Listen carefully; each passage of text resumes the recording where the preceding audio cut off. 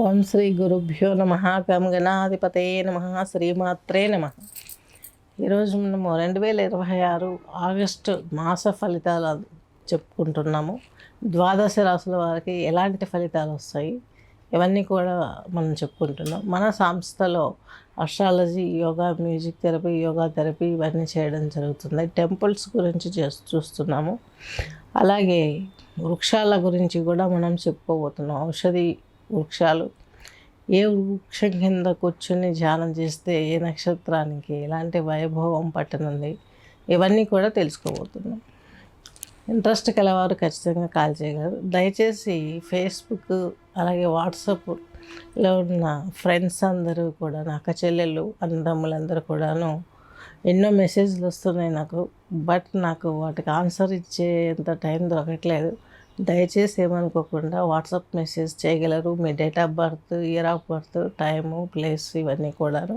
ఇప్పుడు మేషరాశి తీసుకున్నట్లయితే, మేషరాశికి అశ్విని నక్షత్రం 4 పాదాలు, భరణి నక్షత్రం 4 పాదాలు, కృత్తిక నక్షత్రం ఒక భాగం కలిసి మేషరాశి మేషలగ్నం కిందకి వర్తిస్తుంది. మేషరాశి మేషలగ్నం వారికి 2వ తేదీ మనకు వచ్చేసి ఆగస్టు 2వ తేదీనే ఈయన మిథునంలోకి వెళ్ళిపోతాడు కుజుడు. తర్వాత 5th హౌస్, 5th, 8th, 26 అంటే 5వ తేదీన కర్కాటకంలోకి బుధుడు వస్తాడు. 17న సింహంలోకి రవి వెళ్తారు. 22న సింహంలోకి బుధుడు వస్తారు. ఇది గోచారంలో ఉన్నటువంటి గ్రహస్థితి మార్పులు ఇవన్నీ కూడాను. మీ రాశి వారికి తీసుకున్నట్లయితే ఇంకా మీకు 1వ తేదీనే అలా రావడం మూలంగా ఇక్కడ శుక్రుడు కూడాను కన్యాలోకి వస్తాడు. 1-8 అంటే ఆగస్టు 1నే వస్తాడు కన్యాలోకి శుక్రుడు. నీచ స్థితి తనకి అక్కడికి వస్తాడు. కాబట్టి ప్రతి ఒక్కరు కూడాను శుక్రునికి సంబంధించి లక్ష్మీదేవి స్తోత్రాలు అవి పాటించినట్లయితే ముందు ఆయనకు ఉన్నటువంటి నీచ స్థాన భంగం ఏర్పడాలి. దాని ద్వారా ముందుకెళ్ళే అవకాశం స్పష్టంగా ఉంటుంది. మీకు వచ్చేసి తీసుకున్నట్లయితే 5వ తేదీ కర్కాటకంలోకి బుధుడు రావడం అనేది కొంత ఇబ్బందికరమైనటువంటి వాతావరణం కనిపిస్తుంది. దానికి సంబంధించినటువంటి వివరాలు తెలుసుకోవాలంటే మానసిక రుగ్మతలు ఎక్కువయ్యే అవకాశం కనిపిస్తుంది ఈ యొక్క మేషరాశి వారికి. అలాగే మీకు 3లోకి కుజుడు వెళ్ళడం అనేది మిథునంలోకి మీ రాశాధిపతి, మేషరాశాధిపతి చాలా బాగుంటుంది. చిన్న చిన్న పరిశ్రమలు పెట్టేవారికైనా కావచ్చు. అలాగే కొంత ధనాన్ని కూడా వెనుక వేసుకొని ఒక చిన్న గృహం కట్టుకోవడం ఇలాంటివి కూడా జరిగే అవకాశాలు ఉన్నాయి చాలా వరకు. పెళ్ళి కాని వారికి వివాహ సంబంధాలు మీకు స్పష్టంగా గురుబలం అనేది పెద్దగా కనిపించట్లేదు. 4th హౌస్లో గురువు యోగించట్లేదు. అలాగే శుక్రుని బలం ఏమైనా ఉందా అని చూసుకుంటే మాంగళ్యానికి ఇక్కడ కూడా 6లో శుక్రుడు యోగించట్లేదు. గురువు వచ్చేసి 4లో ఉన్న పెద్దగా మీకు బలం సమకూర్చే ప్లానెట్ అయితే కాదు. సంతాన ప్రయత్నాలు చేసేవారికి రాహు అనేది కొంచెం మధ్యలో చంద్రుడితో కలిసి ఉన్నాడు కాబట్టి ఇక్కడ కొన్ని ఇబ్బందులు వచ్చే అవకాశం ఉంది. అంటే పిల్లలు లేట్ సంతానం అవ్వడం మూలకంగా మీకు కొంచెం మానసికంగా, శారీరకంగా కుంగిపోవడం అనేది జరుగుతుంది. హై లెవెల్ ఎడ్యుకేషన్ చదివే వారికి మంచి పట్టు దొరుకుతుంది. ప్రమోషన్స్ కోసం ప్రయత్నించే వారికి చాలా వరకు ఇదివరకు పడ్డ ఆ ఇబ్బందులన్నీ కనుమరుగైపోయి కనీసం ఫ్యామిలీ నడుపుకోవడానికైనా జాబ్ దొరికే అవసరం ఉంది. ఎలాంటి వారికంటే అది ఏఐ వచ్చిన ద్వారా ఎక్కువ సాఫ్ట్వేర్ వాళ్ళకి ఇబ్బందులు ఎక్కువైపోయినాయి కాబట్టి ఆ రంగంలో ఉన్న వారికి టెక్నికల్ రంగాన్ని ఇచ్చేవాడు శుక్రుడు. మేషరాశి వారి 2వ ఇంటి అధిపతి, సప్తమాధిపతి అయినటువంటి అష్టమాధిపతి అయినటువంటి కుజుడు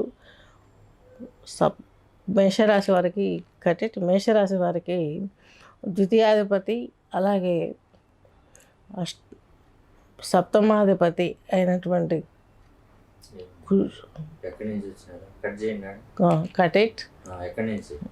చెప్తున్నా. ఇప్పుడు వచ్చేసి మనకు మేషరాశి వారికి మేషరాశి అధిపతి 3వ ఇంట్లో ఉండడం తద్మూలకంగా ఈయన వీక్షణ వచ్చేసి చతుర్థం శుక్రుడిని పైన పడుతుంది. శుక్రుడు మీ లగ్నానికి 2వ ఇంటి అధిపతి, సప్తమాధిపతి. ఇక్కడ కొంచెం ఇబ్బందికరమైన వాతావరణం ఏర్పడుతుంది. ఫిమేల్స్తోనే కొంచెం గ్యాప్స్ వచ్చే అవకాశం కనిపిస్తుంది. అలాగే కొంచెం స్నేహ స్వభావంగా ఎంతవరకు ఉన్న వాళ్ళు లూజ్ అయ్యే అవకాశం కనిపిస్తుంది. హయ్యర్ లెవెల్కి వెళ్ళటానికి మీకు అనుకూలమైనటువంటి పీరియడ్ కష్టే ఫలే అన్నట్టుగా చాలా విధంగా మీరు ప్రయత్నాలు చేస్తారు. కాబట్టి రాహు కొంచెం లిఫ్ట్ ఇచ్చే అవకాశం కనిపిస్తుంది ప్రకటంగా. ఎందుకంటే మీకు 6వ ఇంటి అధిపతి ఈయన వచ్చేసి లాభంలో ఉన్నాడు. రాహు మీ రాశికి చాలా మంచి ప్రయోజనాన్ని కలుగజేస్తాడు.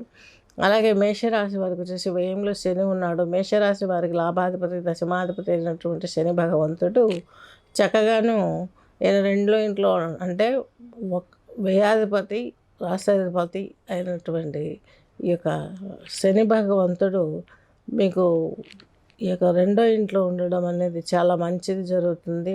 మీరు అనుకున్న పనులను చకచక అయిపోతాయి. శ్రమ ఆధిక్యతో కూడుకున్నటువంటి పనులు మీరు చేస్తారు.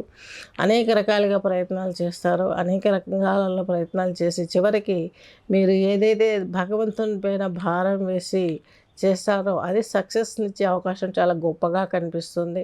సినీ ఇండస్ట్రీ రంగంలో ఉన్న వాళ్ళు చాలా జాగ్రత్తగా వ్యవహరించాలి. ఏ వచ్చిన తర్వాత వీరికి కొంచెం సినీ ఫీల్డ్లో కొంచెం వెదురు దెబ్బలు, ఇన్కమ్ లాస్ ఇవన్నీ జరుగుతున్నాయి. వర్క్ లేకపోవడం ఇవన్నీ ఒరిజినాలిటీకి మరలా పునాదులు పడే అవకాశం ఉంది. ఎందుకంటే గురువు ఉచ్చలేకి వచ్చేసాడు కాబట్టి తన ఉచ్చ రాశిలోకి వచ్చేసాడు కాబట్టి ఈయన ఆధ్యాత్మిక రంగమైనటువంటి మూవీస్ అట్లా అలాగే ఆధ్యాత్మికత బంధమైనటువంటి స్టోరీస్ చెప్పేవాళ్ళు వీళ్ళందరికీ కూడాను బ్రహ్మరథం పట్టినట్టుగా ఉంటుంది. సొసైటీ అలాగే ఆదరిస్తుంది. మేషరాశి వారికి 3వ ఇంట్లో బుధుడు, మేషరాశిలో 3వ ఇంట్లో బుధుడు అలాగే కుజుడు కలిసి ఉన్నారు. కుజునితో కలిసి ఉన్న ఏ గ్రహమైన గ్రహయుద్ధానికి పునాది ఏర్పడుతుంది. కాబట్టి బిజినెస్లో కొంచెం వెనక ముందు ఆచితూచి పెద్దవారి సలహా తీసుకొని స్టార్ట్ చేసినట్లయితే కొంచెం మీకు భయం తొలగిపోతుంది. అలాగే లక్ష్మీ నరసింహస్వామి హోమం చేయించుకున్నట్లయితే ఇంకా బాగా మీకు బిజినెస్లో ముందుకు వచ్చే అవకాశం కనిపిస్తుంది. అలాగే గురువు మీకు మంచి ఆలోచనలు అలాంటివి సక్సెస్ఫుల్ గ్రోత్కు ఉపయోగించే అవకాశాన్ని కల్పిస్తాడు. ఇబ్బందులు ఎదురైనప్పుడు మనం టెంపుల్స్కి వెళ్తాము. ఆ విధమైనటువంటి భావాలు వచ్చి భక్తితో ధార్మిక సేవలు చేయడం, అన్నదానాలు పెట్టడం ఇలాంటివి చేయడం మూలంగా మీకున్నటువంటి యొక్క నీచమ భంగం ఈ యొక్క గ్రహయుద్ధంలో ఉన్నటువంటి కుజుడు ప్లస్ బుధుడు బయటకు పడే అవకాశం ఉంది. వాళ్ళు ఇచ్చే దుష్ప్రభావాల నుండి మీరు బయటపడతారు. బంగారం లాంటి విషయాలు, వెండి ఇలాంటివి, సిల్వర్ కొనే వారికి కొద్ది రోజుల నుంచి మనం ఎన్నో నష్టాలు చూసాము. హైకి వెళ్ళిపోయింది. కానీ ఇప్పటి నుంచి తగ్గుతూ ముఖం పట్టే అవకాశం ఉంది. ఇంకా ఇంతకు మించి పెరగదు, ఇంతకు మించి తగ్గే అవకాశమే గోచరిస్తుంది. కాబట్టి సక్రమంగా మీరు బంగారం, వెండి పైన ఇన్వెస్ట్ చేయండి. ఫ్యూచర్ మీకు బాగుండాలంటే వీటి మీద చేసిన ఇన్వెస్ట్మెంటే మీకు చేతికి అందుబాటులో ఉంటుంది ఏదైనా ఇబ్బంది వచ్చినప్పుడు. అలాగే నెక్స్ట్ వచ్చేసి మీకంటూ భగవదార్థన ఎక్కువటానికి కేతు వచ్చేసి మీకు 6వ ఇంట్లో ఉన్నారు. భక్తి విపరీతంగా ఉంటుంది. అనేక పూజా కార్యక్రమాలలో ఇన్వాల్వ్ అవుతారు. తర్వాత మీకు అందిన ఆ యొక్క అనుభూతి పొందిన సాటిస్ఫాక్షన్ మిమ్మల్ని మొత్తం మీ బ్రెయిన్ అంతా ఖాళీ అయిపోయేసి నూతన ఉత్సాహం జోడించుకునే మన మనసులో అలా దేవుణ్ణి ప్రార్థన చేయడం మూలంగా మీకున్నటువంటి ఆ యొక్క అనేక రకమైనటువంటి అంటే విద్య, వాణిజ్య, అలాగే ఉద్యోగము, ప్రమోషన్స్, వివాహం కూడా కొంత వెనక పడే అవకాశం ఉందని ముందే చెప్పుకున్నాం కదా. అలాగే సంతానం కోసం ప్రయత్నించే వారికి కూడాను పెద్దగా పట్టు దొరకట్లేదు. కన్యారాశి ఈ యొక్క మేషరాశి వారికి తీసుకున్నట్లయితే మీకు 5th హౌస్ ప్లానెట్ వచ్చేసి ఈ యొక్క సింహరాశికి ఈ రవి వచ్చేసి మీకు ఆ రాశికి వ్యయంలో పడ్డాడు. గురువుతో కలిసి ఉన్నాడు రవి. తద్మూలకంగా సంతాన యోగం కలగదు. సంతాన యోగం కలగాలంటే వివాహ యోగం బాగుండాలి. వివాహం అయితేనే సంతానం కలుగుతారు. కాబట్టి ఈ ప్లానెట్ స్థితి ఇలా గోచరిస్తుంది. కాబట్టి మీరు అనేక రకంగా ఈ ఆదిత్య హృదయాన్ని వీటన్నిటిని పారాయణ చేయండి. మామూలుగా అంటే ఏదో చేసామంటే చేసామా కాదు, దానికి ఒక ప్రమాణం ఉంటుంది.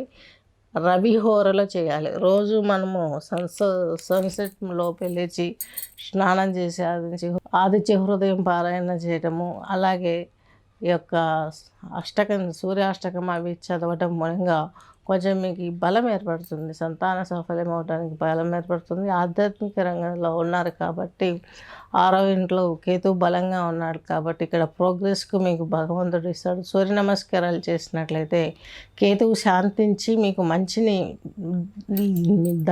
దారికి తీసుకెళ్ళే అవకాశం కనిపిస్తుంది. అలాగే మీరు వేయవలసినటువంటి ఇంకా ముద్ర వచ్చేసి ఆపాన ముద్ర.